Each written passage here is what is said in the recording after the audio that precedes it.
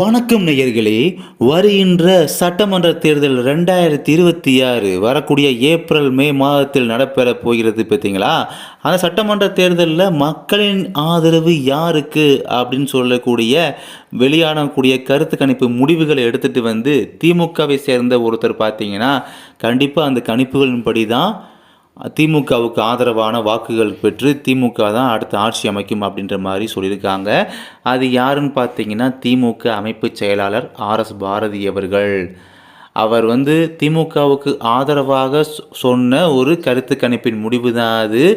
அந்த முடிவை பற்றி நம்ம ஆல்ரெடி நம்முடைய காணொளி காட்சிகளில் பார்த்துருக்கோம். அதாவது தமிழ்நாட்டில் 71% மக்கள் இருக்கக்கூடிய 100% மக்களில் 71% மக்கள் மு.க. ஸ்டாலினுக்கு ஆதரவாக உள்ளதாக கருத்து கணிப்பு முடிவுகள் வெளியானது பார்த்தீங்களா?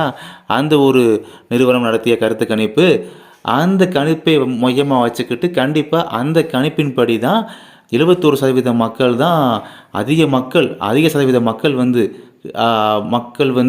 மு.க. ஸ்டாலினுக்கு ஆதரவாக இருக்கிறார்கள் என்று ஆர்எஸ் பாரதி அவர்கள் தெரிவித்து கொண்டிருக்கிறார். இதை பற்றி நீங்கள் என்ன நினைக்கிறீங்க?